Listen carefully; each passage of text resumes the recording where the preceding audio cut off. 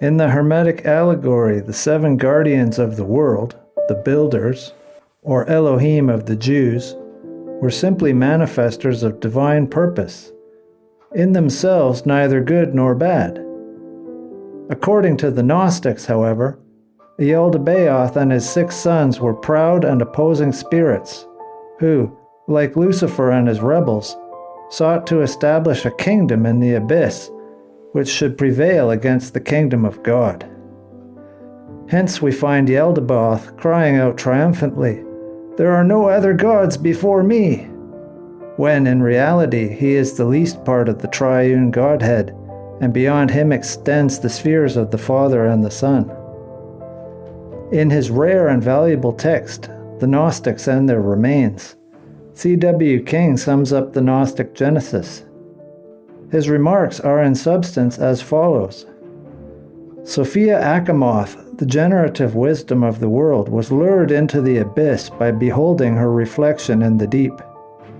Through union with the darkness, she gave birth to a son, Yaldabaoth, the son of chaos and the egg. Sophia Achamoth, being herself of a spiritual nature, suffered horribly from her contact with matter, and after an extraordinary struggle, she escaped out of the muddy chaos which had threatened to swallow her up. Although unacquainted with the mystery of the pleroma, that all-including space which was the abode of her mother, the heavenly Sophia, or divine wisdom, Sophia Achamoth reached the middle distance between the above and below. There she succeeded in shaking off the material elements which had clung like mud to her spiritual nature. After cleansing her being, she built a strong barrier between the world of intelligences or spirits, which are above, and the world of ignorance and matter, which stretched out below. Left to his own contrivances, Yaldabaoth, the son of chaos, became the creator of the physical part of the world, that part in which sin temporarily prevailed because the light of virtue was swallowed up in darkness. In the process of creation, Yaldabaoth followed the example of the great deity, who engendered the spiritual spheres. He produced out of his own being 6 planetary spirits, which he called his sons. The spirits were all fashioned in his own image and were reflections of each other, becoming progressively darker as they receded from their father. Here we have the Platonic theory of proximities, in which it is described that those beings which are closest to the source of life partake most of the source, but to the degree that they retire from the source, they partake of the absence of the source, until at last the outer extremity of the reflections is mingled in the substance of the abyss. Yaldabaoth and his 6 sons inhabit 7 regions disposed like a ladder. This ladder had its beginning under the middle space, the region of their mother, Sophia Achamoth, and its end rests upon our earth, which is the 7th region.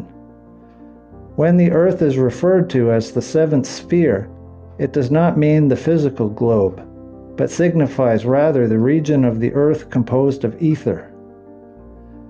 Yaldabaoth, as may be inferred from his origin, was not a pure spirit, for while he inherited from his mother generating wisdom, instinct, and cunning, as well as an intuitive realization of the universal immensity, he also received from his father, matter, the qualities of ambition and pride, and these dominated his composition.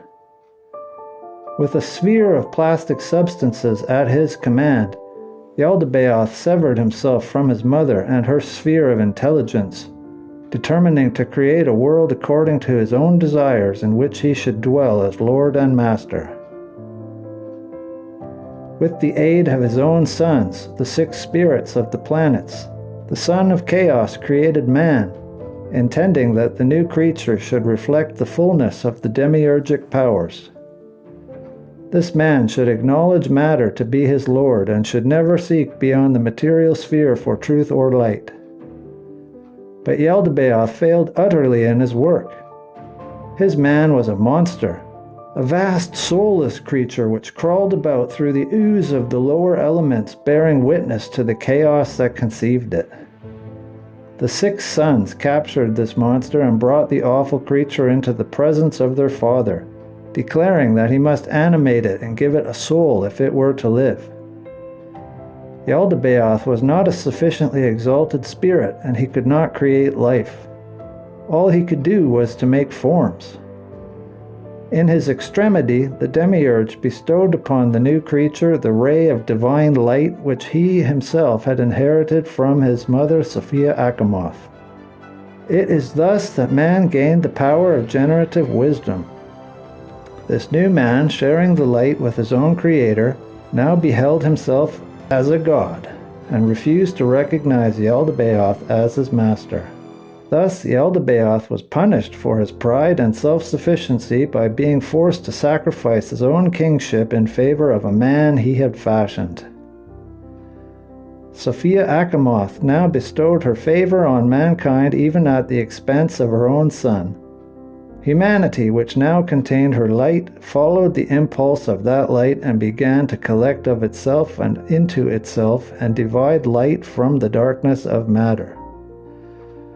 By virtue of this spiritual industry, mankind gradually transformed its own appearance until it no longer resembled its creator Yaldabaoth, but took on the visage and manner of the Supreme Being, Anthropos, the primal man, whose nature was of the substance of light and whose disposition was of the substance of truth.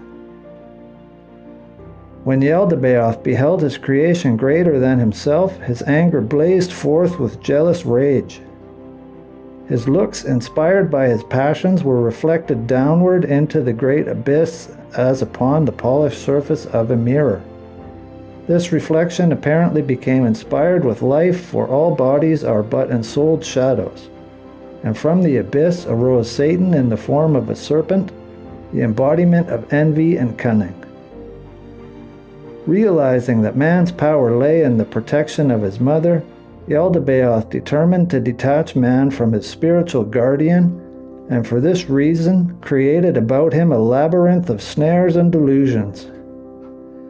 In each sphere of the world grew a tree of knowledge, but Yaldabaoth forbade man to eat of its fruit, lest all the mysteries of the superior worlds be revealed to him, and the rulership of the son of chaos came to an untimely end. Sophia, determined to protect the man who contained her own soul, sent her genius, Ophis, in the form of a serpent to induce man to transgress the selfish and unjust commands of Yaldabaoth. Man, having eaten of the fruit of the tree, suddenly became capable of comprehending the mysteries of creation. Yaldabaoth revenged himself by punishing the first pair, Adam and Eve, for eating the heavenly fruit. He imprisoned man and woman in a dungeon of matter, building around their spirits the physical bodies of chaotic elements wherein the human being is still enthralled. But Sophia still protected mankind.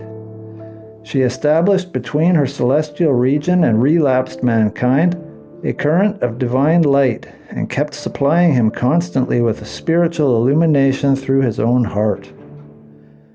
Thus, an internal light continually protected him even though his outer nature wandered in the darkness.